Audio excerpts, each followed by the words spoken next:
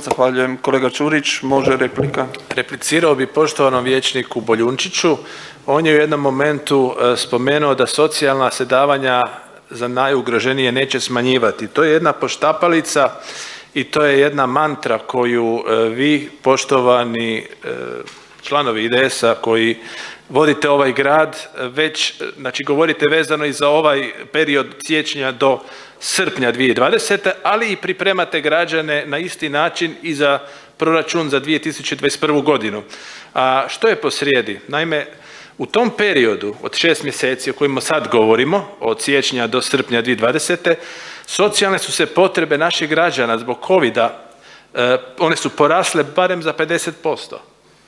Tako da, ja ću vam sada malo to karikirati. Zamislite da imate nogu veličine 40 i onda nakon 2 godine, recimo poraste vam noga na 42, a vi dajete pastolu i kažete, znate, nemojte se ništa brinuti, mi nećemo dati manji broj od 40.